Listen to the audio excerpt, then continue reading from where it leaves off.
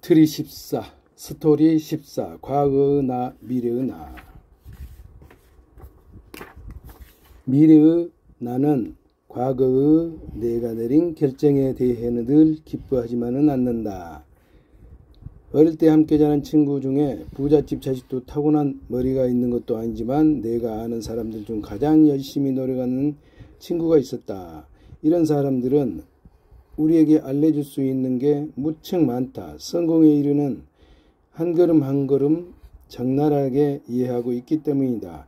10대 때 이 친구 인생 목표이자 꿈은 의사가 되는 것이었다. 확률이 크지 않았다고 말하는 것은 좋게 돌려서 이야기한 것이다. 당시에 합리적인 사람이라면 누구도 이 친구가 242페이지 의사가 될 수 있다고 생각하지 않았다. 그러나 친구는 포기하지 않았다. 비록 같은 수업을 듣는 학생들보다 10살은 더 많았지만 결국 의사가 됐다. 아무것도 없는 데서 시작해서 꿋꿋이 밀고 나가서 모든 예상을 뒤엎고 의대를 졸업하고 가장 존경받는 작업중의 하나를 갖게 되면 성취감이 얼마나 클까. 몇 년 전 그 친구와 이야기를 나눴는데 대화하는 다음과 같이 진행한다. 나 진짜 오랜만이네. 어떻게 잘 살고 있나? 친구 끔찍한 직업이야. 나 친구 끔찍한 직업이라고. 친구야. 10분간 이런 대화가 이어졌다. 스트레스가 긴 근무 시간 때문에 친구는 완전히 녹초가 되어 있었다. 친구는 지금 자신의 위치가 실망스러운 눈치였다. 15년 전에 바랐던 곳을 향해 그토록 열심히 달려왔는데 말이야. 심리학에 따르면 사람들은 자신의 미래를 예측하는 능력이 형편없다. 목표를 상상하는 것은 쉽고 재미있다. 그러나 경쟁적인 목표 아래 현실적인 스트레스가 증가하는 상황에서 목표를 상상하는 것은 전혀 다른 문제다. 이는 우리가 미래의 경제적 목표를 계획하는 능력에도 큰 영향을 미친다. 242페이지 5살짜리 꼬마들은 크면 트랙터를 몰고 싶어 한다. 어린 소년은 눈에 그보다 더 좋아 보이는 직업은 많지 않다. 이들에게 좋은 직업이란 시작도 끝도 부릉부릉 삐삐 커다란 트랙대 나가신다이기 때문이다. 그러다가 크고 나면 많은 꼬마들이 어쩌면 트랙대를 모으는 게 최고 직업은 아닐 수도 있음을 깨닫는다. 어쩌면 좀 더 명성이 있거나 돈이 되는 직업을 원할 수도 있다. 그래서 10대가 되면 변호사가 되기를 꿈꾼다. 이제는 계획이 세워졌다고 확신한다. 남은 문제는 로스쿨과 그 비용이다. 그렇게 변호사가 되면 근무 시간이 너무 길어서 가족들을 얼굴조차 보기 힘들어진다. 그래서 아마도 임금은 더 낮지만 근무 시간이 더 자유로운 일자리를 구한다. 그리고 나면 육아 비용이 너무 많이 들어서 월급 대부분이 육아에 들어간다는 사실을 깨닫고 직장을 다니지 않고 집에서 아이를 돌보기로 한다. 이들은 마침내 옳은 선택을 했다고 결론을 내린다. 그러다가 70세가 되면 평생 집에 있다는 건 은퇴 준비를 할 여유가 없다는 뜻임을 깨닫는다. 243페이지였습니다. 많은 사람들이 비슷한 궤적을 따라간다. 미국의 중앙은행인 연방준비제도에 따르면 대학 졸업자 중 27%만이 전공과 관련된 직업을 가진다. 집에서 자녀를 돌보는 부모의 29%가 학사학위를 소지하고 있다. 물론 본인이 받은 교육을 후회하는 사람들은 별로 없다. 그러나 이제 막 자녀를 낳은 30대는 목표를 정하던 18세에는 상상도 못한 방식으로 인생을 생각할 수 있음을 알아야 한다. 장기적인 재무계획은 필수이다. 그러나 상황은 변한다. 주변 세상도 변하고 나의 목표도 변하고 욕망도 변한다. 미래에 무슨 일이 벌어질지는 모른다 라고 말하는 것과 미래의 내가 무엇을 원할지 모른다는 사실을 인정하는 것은 또 다른 문제다. 실제로 우리 중에 이 사실을 인정하는 사람은 별로 없다. 미래의 내가 무엇을 원할지에 대한 생각이 바뀔 가능성이 높음에도 지속 가능한 장기적 의사결정을 내리기만은 쉽지 않다. 심리학자들이 쓰는 용어 중에 재미있는 말이 하나 있다.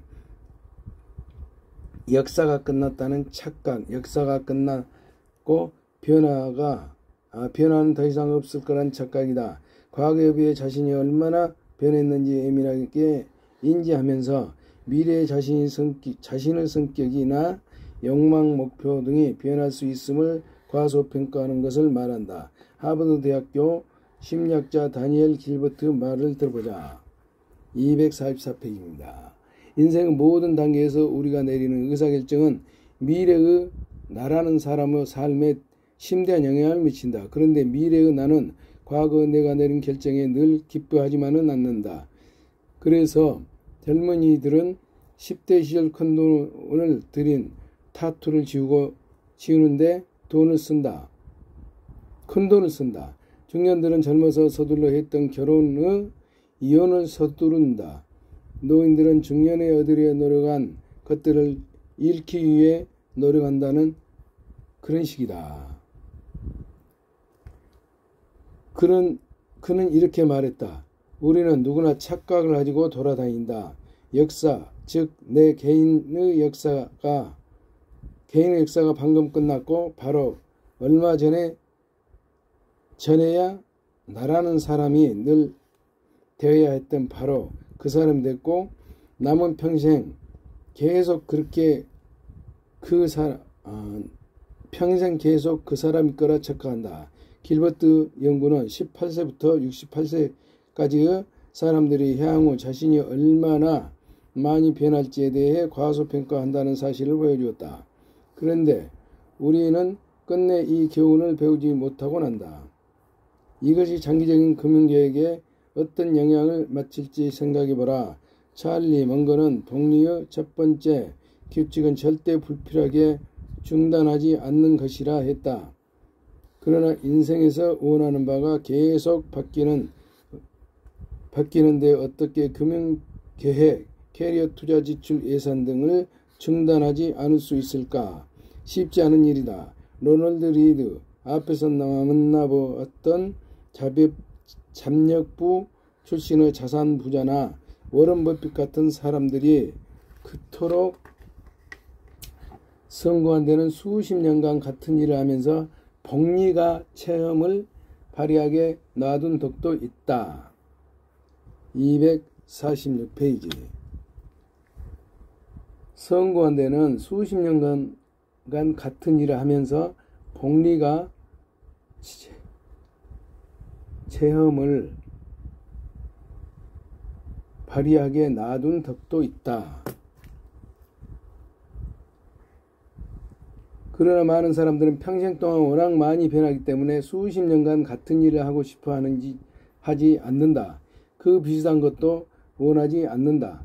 그래서 우리가 그 가진 돈 80년짜리 수명 하나가 아니라 아마도 20년 단위의 4개의 수명을 가질 것이다. 내가 아는 젊은 사람들 중에는 일부러 적은 수입으로 소박한 삶을 살며 만족하는 이들이 있다. 반대로 호화스러운 생활을 하려고 뼈 빠지게 일하면서 만족하는 사람들도 있다. 양쪽 다 리스크가 있다. 전자는 가정을 꾸리거나 은퇴할 준비가 되지 않을 위험이 있고 후자는 젊고 건강한 시절을 좁은 사무실에서만 보냈다고 후회할 위험이 있다. 이 문제에 쉬운 해결책은 없다. 5살짜리의 트랙터 기사가 아니라 변호사가 되어야 한다고 말해보라. 아마 악을 쓰며 싫다고 말할 것이다. 만약 당신은 장기적인 의사결정을 준비하고 있다면 염두에 둘 것 2가지가 있다. 246페이지입니다. 5살짜리에게 트랙터 기사가 아니라 변호사가 되어야 한다고 말해보라.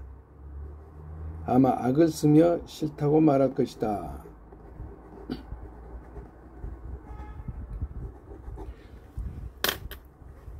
첫째, 금융계획에서 양극단은 피한다. 자신이 매우 낮은 소득에도 만족할 거라 가정하거나 높은 소득을 위해서 끝도 없는 긴 시간 노동을 택하는 것은 언젠가 후회할 확률이 높다. 높은 소득을 위해 끝도 없는 긴 시간을 노동을 택하는 것은 언젠가 후회할 확률이 높다.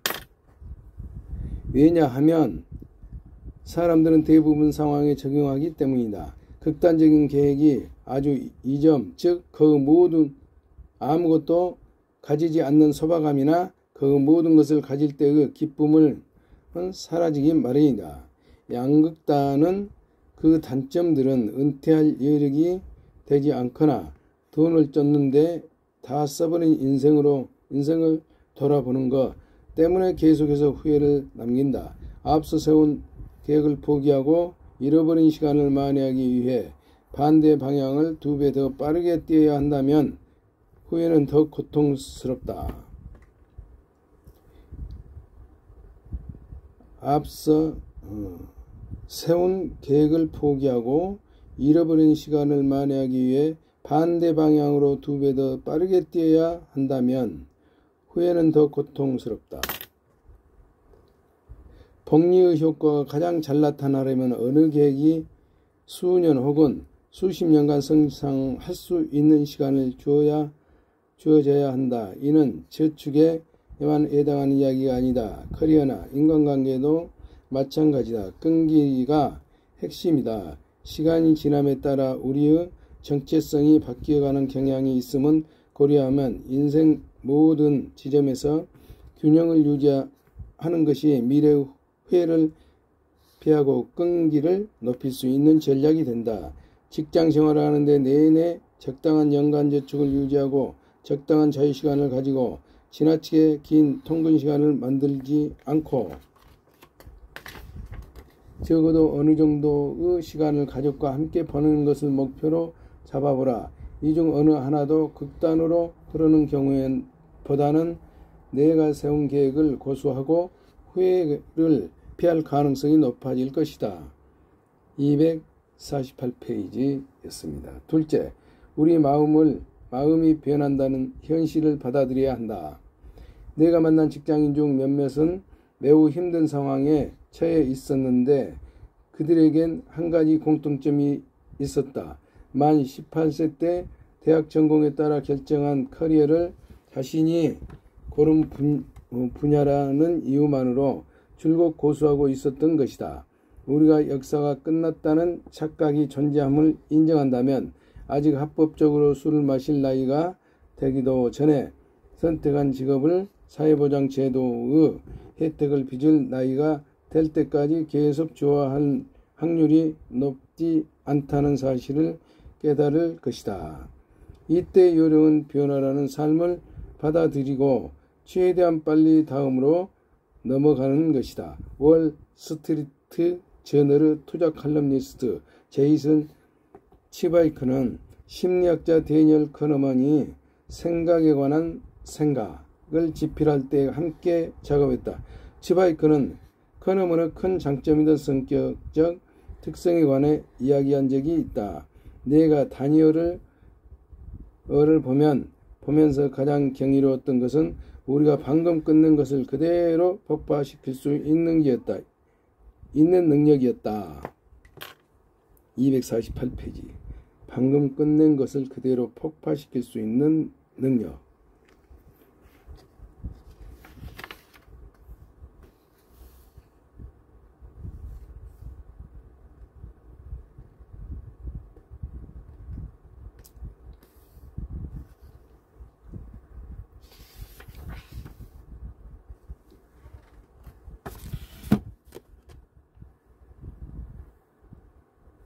치바이크와 커너먼은 챕터 하나를 가지고 끝없이 작업한다고 한다.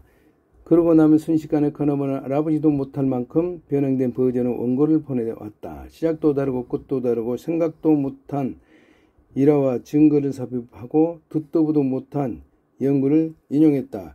이어서 치바이크는 이렇게 말했다. 내가 다니엘에게 어떻게 앞선 원고를 쓴 적도 없는 사람처럼 다시 시작할 수 있냐고 묻자 그는 잊지 못할 대답을 해줬다. 나한테는 매몰 비용이 없어요.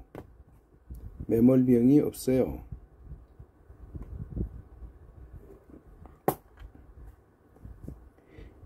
매몰 비용, 환불받을 수도 없는 과거 노력에 얽매인 의사결정을 하게 만든다. 매몰 비용은 사악한 역할을 한다. 미래의 나를 과거의 나의 포로로 만든다. 이는 마치 낯선 사람이 나 대신 인생의 중요한 의사결정을 내리는 것이나 마찬가지다. 내가 지금 다른 사람일 때 세웠던 금융 목표는 생명 유지 장치를 달고 시간을 질질 끌 게 아니라 가차 없이 버리는 편이 낫다. 그것이 미래의 후회를 최소화하는 전략이다. 더 빨리 이런 결단을 내릴수록 더 빨리 새로운 복리의 마법을 시작할 수 있다. 249페이지입니다. 금융 목표는 생명 유지 장치를 달고 시간을 질질 끌 게 아니라 가차 없이 버리는 편이 낫다. 그것이 미래의 후회를 최소화하는 전략이다. 더 빨리 이런 결단을 내릴수록 더 빨리 새로운 복리의 마법을 시작하라. 복리의 마법을 시작하라.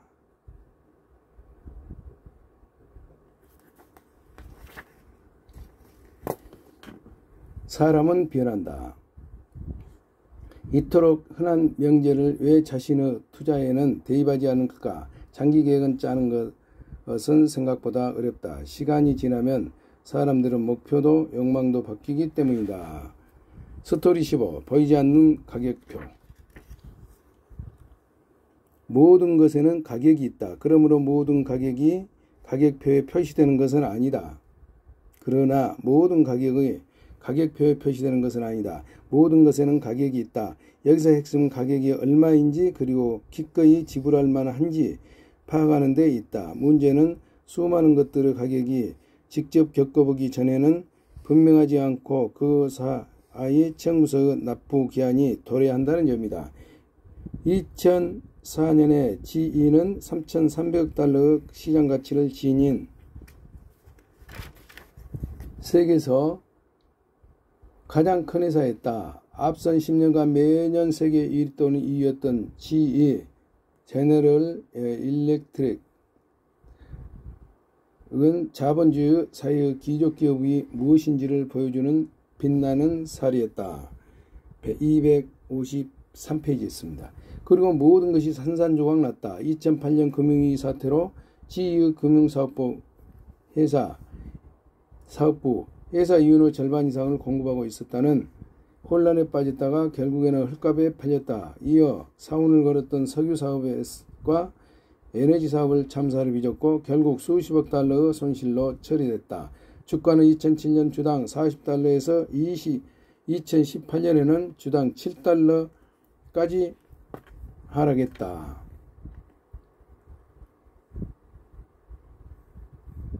2007년에 주당 40달러에서 2018년에는 주당 7달러로 하락했다.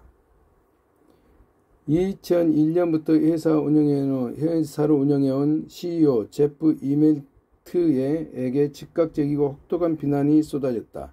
사람들은 그 리더십과 인수합병, 배당금, 삭감, 정리해고 그리고 당연하게도 주가 폭락에 대해 이멜트를 비난했다.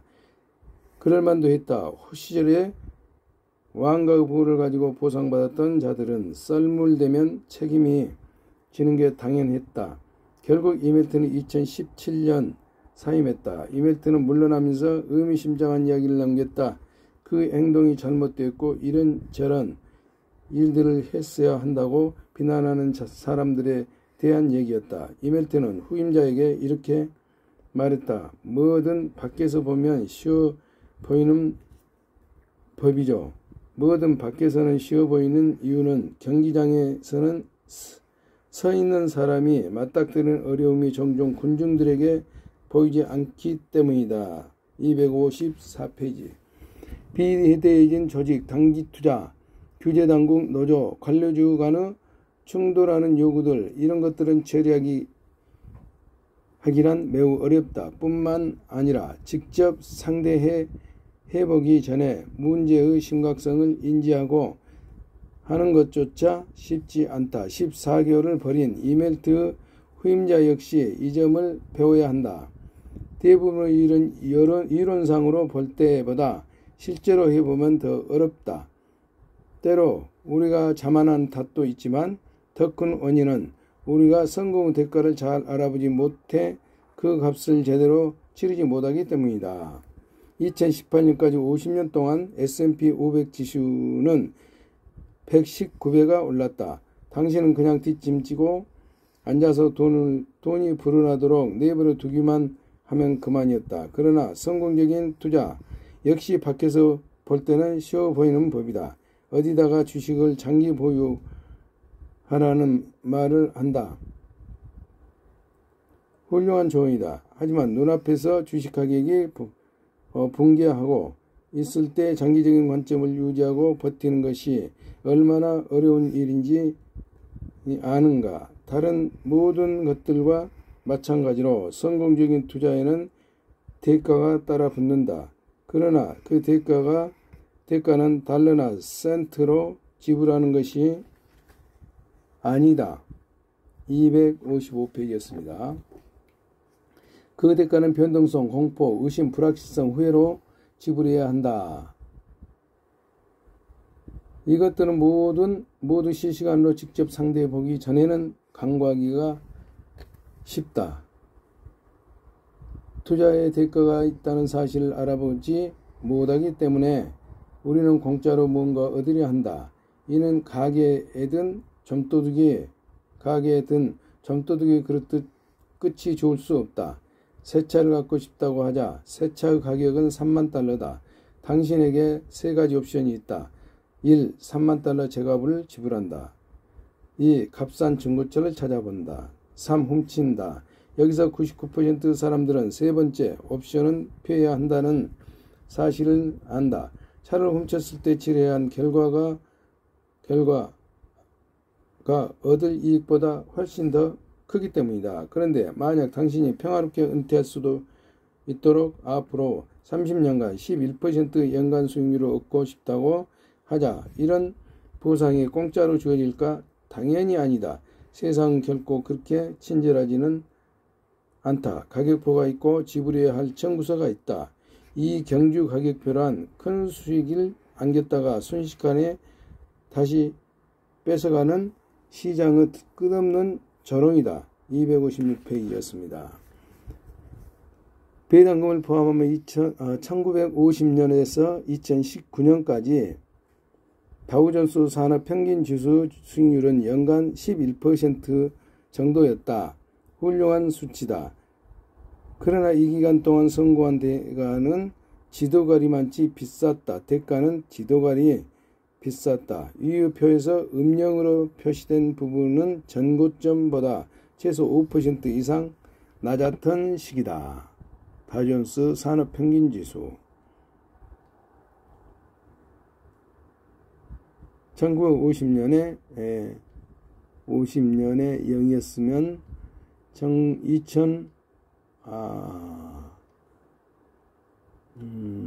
2016년 2019년도에는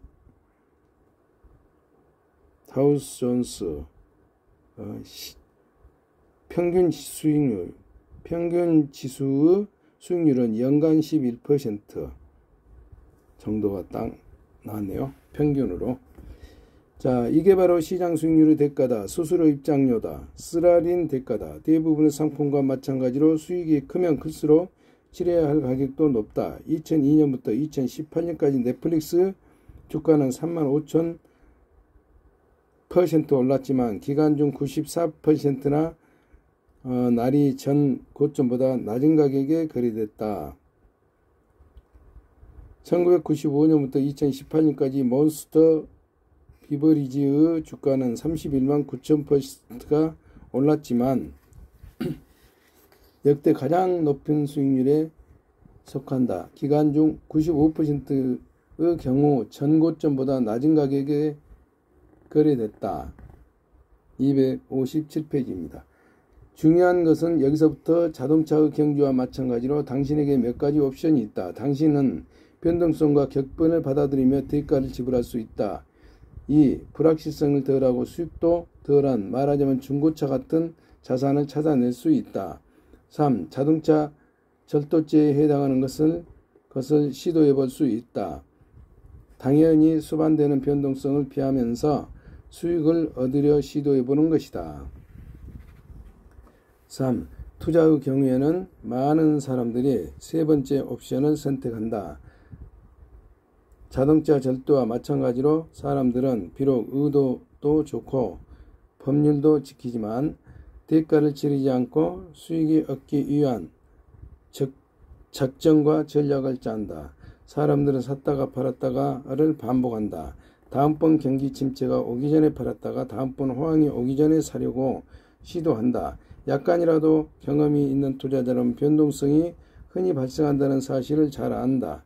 그래서 그들은 논리적으로 다음 단계로처럼 보이는 방법을 취한다. 즉 변동성을 피하려 애쓰는 것이다. 258페이지입니다. 그러나 돈 없이는 대가를 치르지 않고 이득을 취하려는 자들을 좋게 보지 않는다. 물론 자동차 절도범 중에는 잡히지 않는 자들도 있지만 대부분은 붙잡혀 벌을 받는다. 투자도 마찬가지다. 펀드 분석 전문회사 모닝스타가 전략적인 뮤추얼 펀드들의 실적을 들여다본 적이 있다. 시시때때로 주식과 채권을 오가는 전략을 쓰면서 가격 하락 리스크를 낮추고 시장 수익률을 얻으려고 하는 펀드들이다. 이들은 대가를 치르지 않고 수익을 얻고 싶어 했다. 모닝스타는 미국 주식시장이 새로운 경기 침체에 대한 공포로 폭주하면서 S&P 500 지수가 20% 이상 하락한 2010년 중반부터 2011년 말까지 초점을 맞춰 연구했다. 전략적 펀드들이 효과를 발휘해야 할 바로 그 환경이었다. 그들이 빛날 수 있는 시기였다. 모닝스타에 따르면 이 시기에 112개의 전략적 뮤추얼 펀드가 있었는데 단순한 주식 60, 채권 40 비율의 펀드보다 위험 조정 수익률이나 더 좋은 펀드는 9개월에 불과했다. 전략적 펀드 중에서 고점 대비 최대 하락 비율이 가만히 내버려둔 인덱스 펀드보다 더 작은 경우 4분의 1도 되지 않았다. 모닝스타는 몇몇 외해가 있기는 했으나 전략적 펀드들은 수익은 적고 변동성은 더 컸거나 가격 하락 리스크 영향을 개입하지 않는 펀드와 같은 정도를 받았다고 밝혔다. 개별 투자 259페이지였습니다. 개별 투자자들이 투자할 때도 이런 유혹에 빠진다. 모닝스타에 따르면 평범한 주식형 펀드 투자자는 자신이 투자한 펀드보다 연간 0.5%만큼 실적이 떨어졌다. 사서 가만히 들고 있어야 할 때 사고 판 결과다. 아이러니한 점은 대가를 피하려고 하는 투자자들은 결국 대가를 2배로 치른다는 점이다. 다시 지희로 돌아가 보자. 지희가 저지른 많은 실수 중 하나는 잭 웰치가 CEO로 있던 시절에 시작됐다. 잭 웰치가 유명해진 것은 항상 월스트리트의 추정치를 넘어서는 분기별 주당 순이익을 거뒀기 때문이다. 월스트리트 애널리스트들이 주당 0.25달러를 예상하면 잭 웰치는 사업 상태나 경제 현황과 관계없이 0.26달러를 내놓았다. 그가 이렇게 할 수 있었던 것은 숫자를 만졌기 때문이었다. 안고각을 표현한 것이다. 종종 향후 분기의 수익을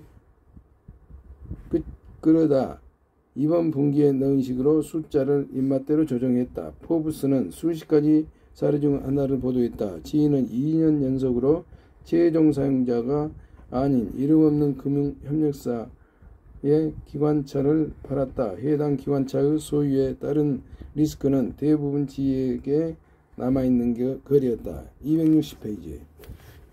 잭 웰치는 이런 장난을 쳤다는 사실을 부정하지 않았다. 그 책 잭 웰치는 없는 도전과 용기에 이렇게 썼다. 우리 회사가 각 사업 부분의 리더들이 위기에 대응하는 방식은 지휘 문화의 전형을 보여주었다. 비록 분기 실적은 마감됐지만 다수 리더들이 즉시 어닝 격차를 메우는데 동참하겠다고 나섰다. 일본의 예상 못한 격차를 메우는데 자신의 사업 부문에서 추가로 $10,000,000, $2,000,000, 심지어 $3,000,000를 찾아낼 수 있다고 했다. 그 결과 재결치가 리더로 있는 동안 주주들은 대가를 치를 필요가 없었다. 일관성 예측 가능성이 생겼다. 불확실성에 놀랄 필요 없이 주가는 매년 급등했다. 그러다가 늘 그렇듯 청구서 지급 기한이 도래했다. 지휘의 주주들은 그동안 회계 조작으로 방어해오던 매머드급 손실을 10년간 경험해야 했다. 웰치 시대의 이득 1센트가 이제는 10센트의 손실로 돌아왔다. 이런 사례 중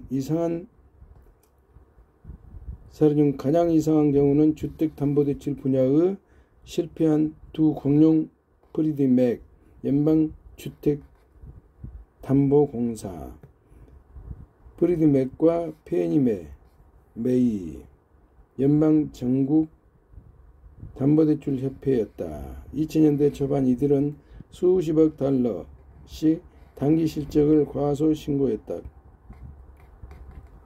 분기 이득을 향후 실적에 분산시켜 투자자들에게 굴곡이 없고 예측 가능한 착각을 심어주려는 의도였다. 대가를 지불할 필요가 없다는 착각 말이다. 261페이지였습니다. 우리가 질문해야 할 것은 이것이다. 자동차나 주택, 음식, 휴가의 대가는 기꺼이 지불하는 사람들이 왜 훌륭한 투자 수익의 대가를 지불하는 것은 길을 쓰고 피하려 하는가? 답은 간단하다. 성공 투자의 대가는 당장 명확하게 보이지 않기 때문이다. 가격표처럼 눈에 보이지 않기 때문에 청구서 지급 기한이 도달해도 좋은 것을 얻은 데 대한 수수료처럼 느껴지지 않는다. 오히려 뭔가를 잘못한 데 대한 벌금처럼 느껴진다. 일반적으로 사람들은 수수료 내는 것은 괜찮지만 벌금을 피해야 한다고 생각한다. 교통법칙금과 국세청 과징금은 뭔가 잘못된 게 있어서 벌을 받아야 한다는 뜻이다. 나의 부가 감소하는 것을 지켜보며 그 감소가 벌금이라고 생각하는 사람은 미래의 벌금을 피하려고 하는 게 자연스러운 반응이다. 별것 아닌 것처럼 들릴지 몰라도 중요하다. 시장 변동성은 벌금이 아니라 수수료처럼 생각하자. 이렇게 사고하면 투자 결과가 나에게 이로운 방향으로 작용할 때까지 오랫동안 살아남는 사고방식을 키울 수 있다. 262페이지였습니다. 나는 내 돈의 20%를 잃어도 괜찮아 라고 말할 수 있는 투자자는 많지 않다. 특히 20% 하락을 한 번도 경험해 본 적 없는 초보 투자자에게는 2배로 힘든 일이다. 그러나 변동성을 수수료로 인식하면 모든 게 달리 보인다. 디즈니랜드의 입장료는 $100나 대신 아이들과 잊지 못할 근사한 하루를 얻는다. 2018년에는 2,800만 명이 넘는 사람들이 이 수수료를 낼 가치가 있다고 생각했다. $100를 벌금이나 벌이라고 느낀 사람은 거의 없다. 내가 수수료를 낸다는 점이 분명할 때는 수수료가 가치가 있다는 사실상 명백하게 보인다. 투자도 마찬가지다. 투자에서 변동성은 거의 언제나 수수료이지 벌금이 아니다. 시장 수익률은 절대로 공짜가 아니며 앞으로도 마찬가지일 것이다. 시장과 수익률은 다른 모든 상품과 마찬가지로 대가를 요구한다. 이 수수료를 내라고 강요한 사람은 아무도 없다. 디즈니랜드에 가라고 강요한 사람이 아무도 없는 것처럼 말이다. 입장료가 $10 정도인 동네 행사에 가거나 아무 돈도 내지 않고 집에 있는 방법도 있다. 그러고 여전히 좋은 시간을 보낼지도 모른다. 그러나 보통은 지불한 만큼 대가를 얻는다. 시장도 마찬가지다. 변동성은 불확실성이라는 수수료, 수익률의 대가는 현금이나 채권 같은 값싼 공헌보다는 높은 수익률을 얻기 위한 입장료이다. 시장 수익률은 다른 모든 상품과 마찬가지로 대가를 요구한다. 디즈니랜드에 가라고 강요한 사람이 아무도 없는 것처럼 말이다. 입장료가 $10 정도인 동네 행사에 가거나 아무 돈도 내지 않고 집에 있는 방법도 있다. 그러고도 여전히 좋은 시간을 보낼지도 모른다. 그러나 보통은 지불한 만큼 대가를 얻는다. 시장도 마찬가지다. 변동성과 불확실성이라는 수수료, 현금이나 채권 같은 값싼 공헌보다는 높은 수익률을 얻기 위한 입장료다. 263페이지. 요령은 시장 수수료와 지불할 가치가 있다고 스스로들 설득하는 것이다. 변동성, 불확실성에 제대로 대처하는 방법은 그것밖에 없다. 그냥 참는 것이 아니라 지불할 가치가 있는 입장료라는 사실을 깨달아야 한다. 그럴 만한 가치가 항상 보장되는 것은 결코 아니다. 디즈니랜드가 비가 올 때도 있다. 그러나 입장료를 벌금으로 보게 되면 절대로 마법을 즐길 수 없다. 대가가 무엇인지 제대로 알고 그 값을 지불하면 되는 것이다. 264페이지였습니다. 성공적인 투자에 대한 대가가 따라붙는다. 그 비용은 달러나 센트가 아니다. 변동성, 공포, 의심, 불확실성, 후회의 형태로 지불해야 한다. 스토리 16. 너와 나는 다른 게임을 하고 있다. 나의 다른 게임을 하는 사람들에게 금융신호를 읽지 않도록 조심하라. 금융신호를 읽지 않도록 조심하라. 다른 게임을 하는 사람들에게서 2000년대 초반 닷컴 버블의 붕괴로 가계자산은 6.2조 달러나 감소했다. 주택시장 거품이 꺼졌을 때는 8조 달러 이상이 공중으로 날아갔다. 금융시장 거품이 사회적으로 얼마나 큰 타격을 입힐 수 있는지는 아무리 강조해도 지나치지 않는다. 금융시장 거품은 인생을 망해놓는다. 왜 이런 일들이 일어나는 걸까? 그리고 왜 계속해서 일어나는 걸까? 우리는 왜 교훈을 얻지 못하는 걸까? 흔히 나오는 답은 사람들이 탐욕스럽다는 것이다. 그리고 탐욕은 지울 수 없는 인간의 본성의 특징이라고 한다. 사람들은 탐욕스럽다는 것, 그리고 탐욕은 지울 수 없는 인간의 본성의 특징이라고도 한다. 269페이지.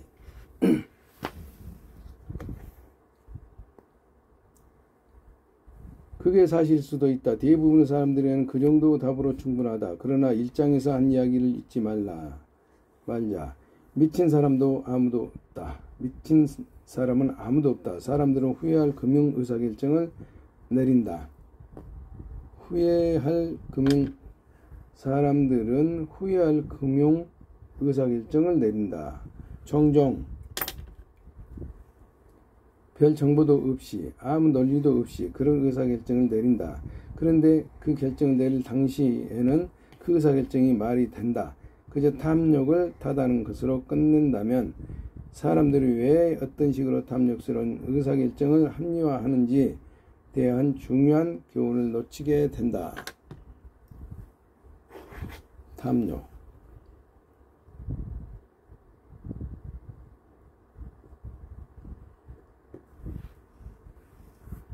인간의 본성, 특징, 탐욕.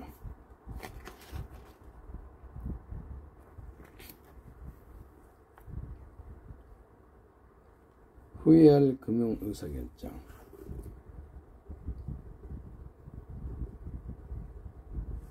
금융 의사결정.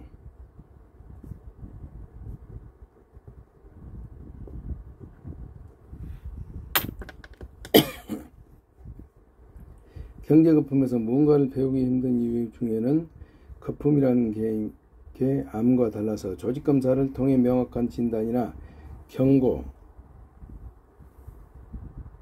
경고를 낼 수 없다는 이유도 있다. 경제 거품은 오히려 정당의 부상 및 몰락과 더 비슷하다. 정당의 부상. 경제 거품은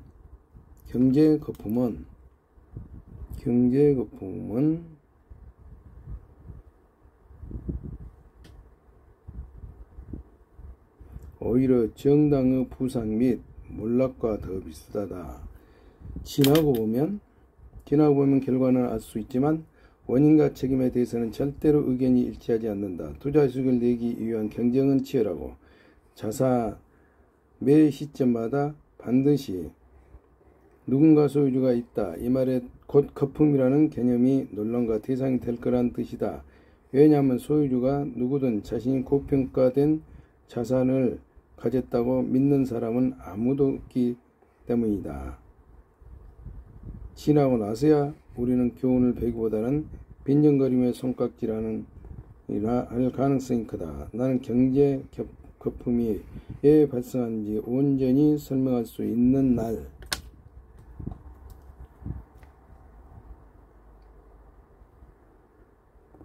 투자 수익을 내기 위한 경쟁은 치열하고 자산은 매 시점마다 반드시 누군가 소유주가 있다.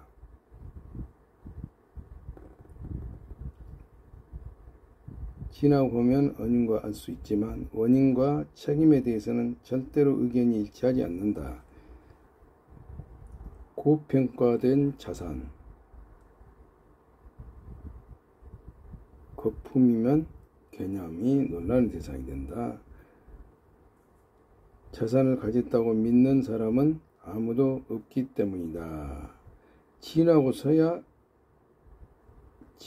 나서야 교훈을 배우기보다는 경제 거품을 왜 발생하는지 온전히 설명할 수 있는 날이 올 거라는 생각하지 않는 이 전제.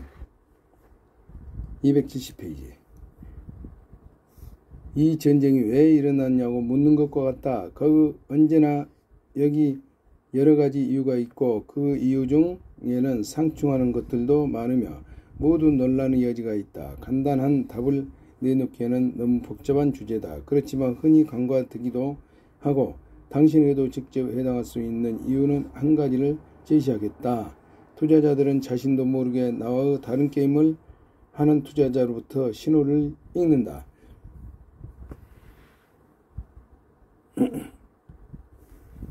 금융세계에서는 나쁜 개념이 하나 있다. 악의는 없어 보이지만 이루 헤아릴 수 없을 만큼 막대한 손해를 끼치는 개념이다. 바로 자산의 단일한 합리적인 가격이 있다는 생각이다. 정작 투자자들은 서로 다른 목표와 시간 계획을 갖고 있는데 말이다. 스스로에게 물어보라. 오늘 구그룹 주가는 얼마여야 하는가? 그 답은 당신이 누구냐에 따라 달라진다. 30년을 내다보고 있는가? 그렇다면 향후 30년간 구그룹 예상 현금 할인율로 할인하는 냉철한 분석에 들어가야 좋은 가격이라고 할 것이다. 10년 내에 현금화할 계획인가? 그렇다면 향후 10년간 기술업계의 잠재력과 구그룹 경영진이 비전을 실천할 수 있을지에 대한 분석을 통해 가격을 산출할 수 있을 것이다. 271페이지였습니다. 1년 내에 팔 생각인가? 그렇다면 구글의 현재 제품 판매 사이클과 약세장이 오지 않을지를 눈여겨보라. 데이트레이더, 초단타 매매를 하는 사람인가? 그렇다면 좋은 가격이 무슨 상관인가? 지금부터 점심시간 사이에 몇 달을 짜내는 것은 어느 가격대에서든 벌어질 수 있다. 투자자들이 서로 다른 목표와 시간 계획을 갖고 있다면 실제로 모든 유형적 자산이 그렇다. 누군가에게도 말도 안 되어 보이는 가격이 다른 사람에게 합리적일 수 있다. 서로 눈여겨보는 요소가 다르기 때문이다. 1990년대 닷컴 버블을 예로 들어보자. 1999년 이후 주가를 보고 미쳤네, 도대체 매출이 몇 배야 말도 안 되는 밸류에이션이었네 라고 말할 수 있다. 그러나 1999년 이 야후 주식을 보유하고 있던 많은 투자자들은 워낙에 시간을 짧게 보고 있었기 때문에 말도 안 되는 가격을 지불하는 것이다. 그들에게는 말이 되는 일이었다. 데이트레이더에게는 야후 가격이 주당 5달러이든 5,000달러이든 그날 주가가 움직이는 방향만 맞으면 원하는 것을 얻을 수 있었다. 몇 년간 실제로 그래왔다. 금융시장의 철칙 하나는 돈을 끝까지 투자 수익률을 쫓아간다는 것이다. 어느 자산의 탄력, 모멘텀, 탄력이 붙으면 모멘텀, 탄력,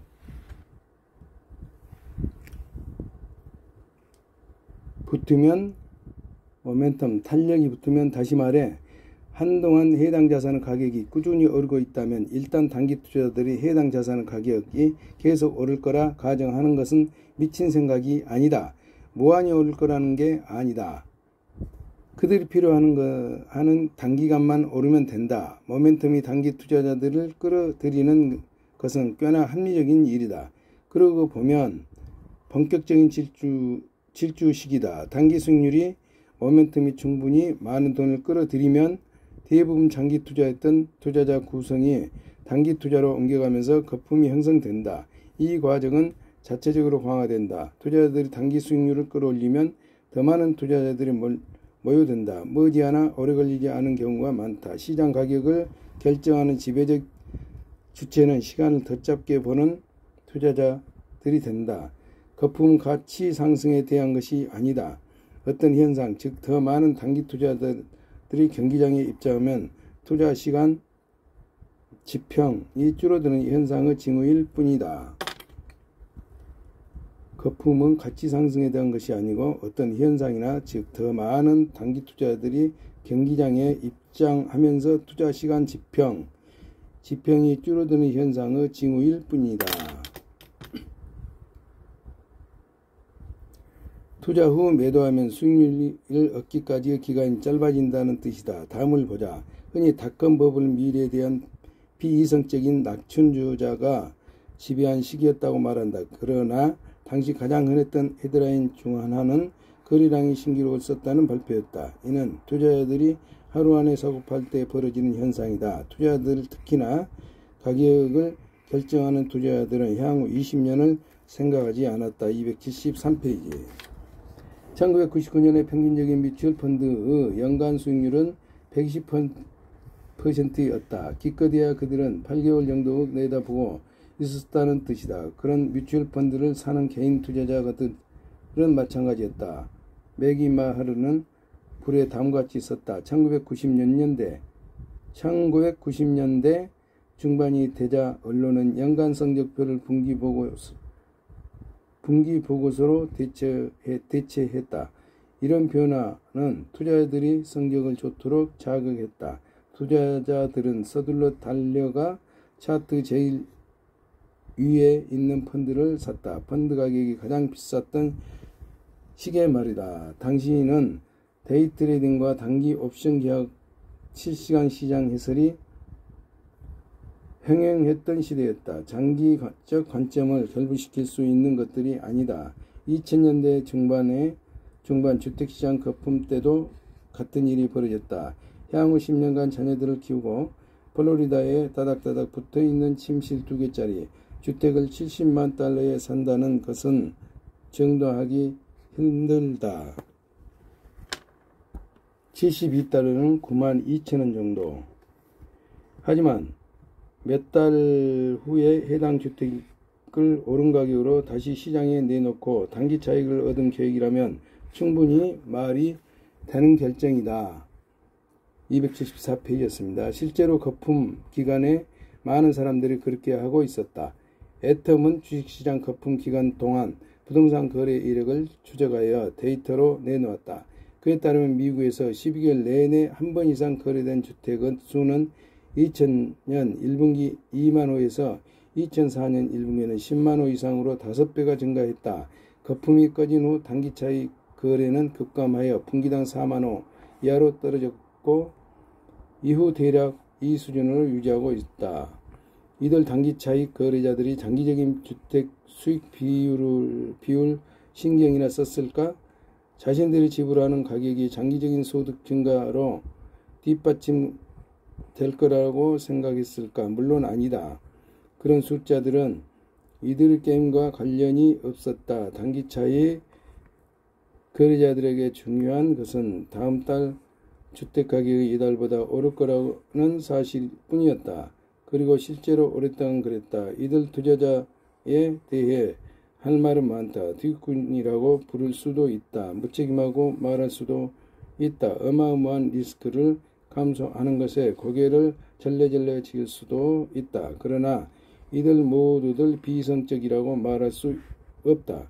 거품이 형성되는 것은 사람들이 비이성적으로 장기 투자에 참여해서가 아니다. 스스로 잘하고 있는 모멘텀을 붙잡기 위해 사람들이 단기 거래 쪽으로 움직여 어느 정도 이성적인 행동을 하기 때문이다. 275페이지였습니다. 모멘텀이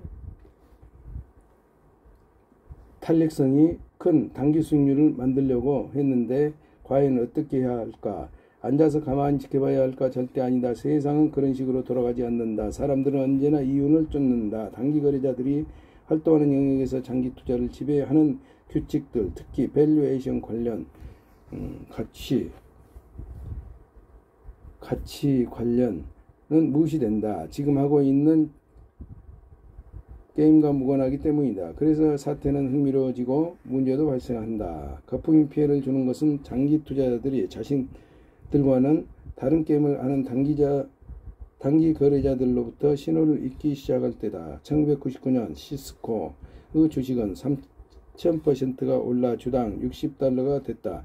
이때 회사 가치는 $6000에 이르렀으니 정신나간 가격이었다. 시스코가 그 정도 가치가 된다고 생각한 사람은 거의 없었다. 그저 데이트레이더들이 하루하루를 즐기고 있었을 뿐이다. 경제학자 버튼 말카엘이 언젠가 지적했듯이 그 가격은 시스코의 성장률이 20년 내에 미국 경제 전체보다 더 커질 수 있다는 의미였다. 당신이 1999년 당시에 장기 투자자라고 상상해보자. 276페이지였습니다. 시스코를 살 수 있는 유일한 가격은 $60 뿐이었다. 많은 사람들이 그 가격에 시스코 주식을 사고 있다. 그러니 당신은 주변을 둘러보라며 이렇게 중얼거릴 수 있다. 우와, 이 사람들은 내가 모르는 뭔가를 알고 있는 건지도 몰라. 그래서 따라 샀을 수도 있다. 심지어 똑똑한 행동이라고 생각했을 수도 있다. 당신이 깨닫지 못하고 있는 것은 시스코 주가의 한계 가격을 결정하고 있던 거래자들은 당신과 전혀 다른 게임을 하고 있다는 사실이다. 주당 $60 거래자들에게는 그런데도 합리적인 가격이었다. 왜냐하면 그들은 그날 안에 아마도 주가가 더 올랐을 때 주식을 팔 계획이었기 때문이다. 그러나 $60는 당신에게는 예고된 참사였다. 왜냐하면 당신은 장기적으로 그 주식을 보유할 계획이기 때문이다. 이 두 투자자들은 서로가 존재하는지조차 잘 모른다. 하지만 같은 운동장에서 서로를 향해 달려간다. 같은 운동장에서 서로 달려간다. 같은 운동장.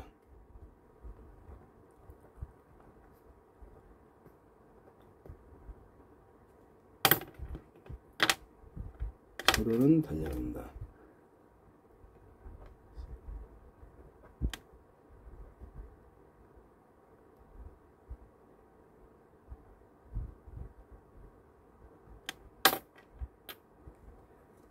둘의 경로가 충돌하면 다치는 사람이 나온다. 금융과 투자에 관한 많은 의사결정들이 남들이 뭘 하는지 지켜보고 그들을 흉내내거나 그들과 반대로 투자하는 식으로 이루어진다.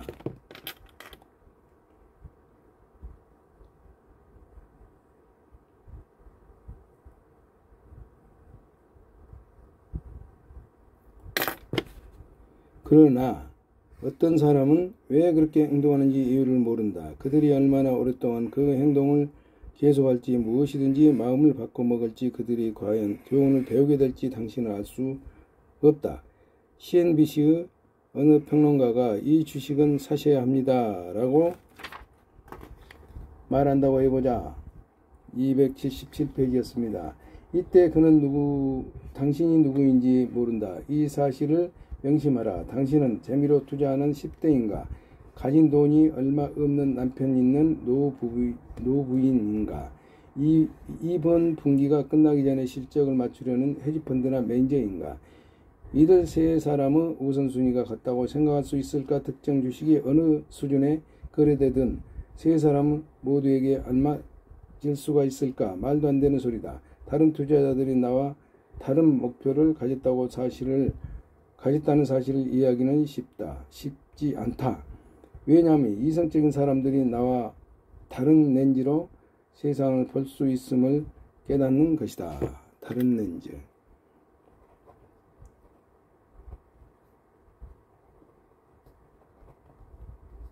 렌즈가 다르다.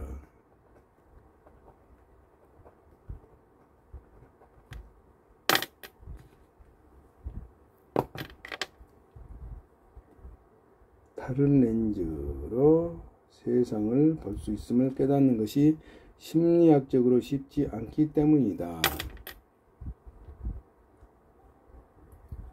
모든 투자를 최고 수익을 내는 사람들을 부러워한다. 이는 마약과 같아서 기업 가치를 의식하고 있던 투자자들마저 촉촉한 눈빛으로 낙천주로 주자로 돌변시킬 수 있다. 나와는 다른 게임을 하는 누군가의 행동에 휘말려 내 현실을 망각했기 때문이다. 나와는 다른 게임을 하는 누군가 행동을 휘말려 내 현실을 망각하기 때문이다. 나와 다른 게임을 하는 사람들은 휘둘리면 돈을 쓰는 방식마저 바뀔 수 있다. 특히 선진국에서 소비자 지출의 많은 부분이 사회적으로 결정된다. 내가 동경하는 사람들의 영향을 교묘히 받아 소비를 한다. 우리는 사람들이 자신을 동경하기를 은근히 바라기 때문이다. 278페이지였습니다. 나와 다른 게임을 하는 사람들에게 휘둘리면 돈을 쓰는 방식마저 바뀔 수 있다.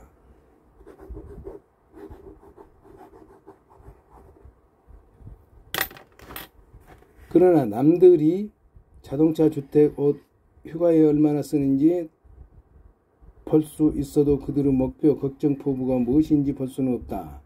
명망 높은 로펌의 파트너 변호사가 되고 싶은 젊은 변호사에게는 트레이닝 바지를 입고 일할 수 있는 나 같은 작가에게는 전혀 필요 없는 외관이 필요할 수 있다. 그 구매 형태를 보고 내가 기대치를 잡는다면 곧 나는 곧 실망할지 모른다. 왜냐하면 나는 그 젊은 변호사랑 달리 그런 곳에 돈을 쓴다 해서 커리어에 도움을 받지 않기 때문이다. 그와 나의 스타일 같은 수도 있다. 하지만 중요한 건 우리가 다른 게임을 하고 있는 사실이다. 내가 이 사실을 이해하는 데는 꽤나 오랜 세월이 걸렸다. 여기에 알아서 알 건 다음과 같다. 돈과 관련해 가장 중요한 점은 내가 시간을 어떻게 보고 있는지에 이를 이해하고 나와 다른 게임을 하는 사람들의 행동에 설득당하지 않는 것이다. 당신이 지금 어떤 게임을 하고 있는지 파악하는 데 비상한 노력을 기울여라. 이렇게 하는 사람이 얼마나 적은지 알면 놀랄 것이다. 당신이 지금 어떤 게임을 하고 있는지 파악하는 데 비상한 노력을 기울여라. 여기서 알아야 할 건 다음과 같은 돈과 관련해 가장 중요한 점은 내가 시간을 어떻게 보고 있는지 이해를 하고 나와의 다른 게임을 하는 사람들의 행동에 설득당하지 않는 것이다.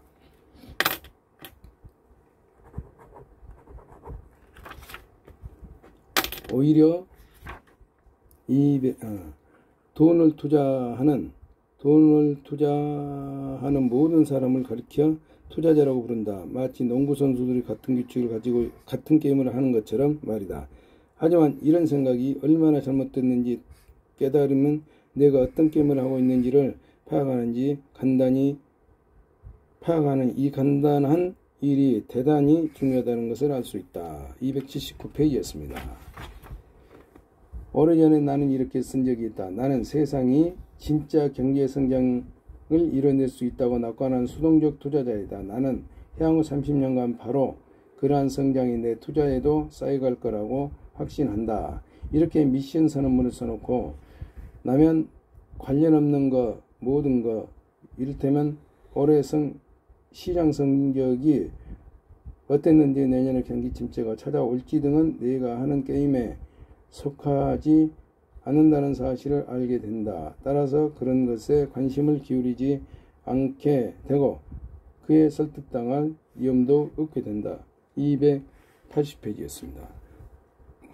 스스로에게 물어보라. 30년을 내다보고 있는가? 아니면 10년 내에 현금화할 계획인가? 아니면 1년 내에 팔 생각인가? 아니면 데이트레더인가? 당신의 투자는 이 질문에 대한 대답에서부터 시작되어야 한다까지 읽었습니다.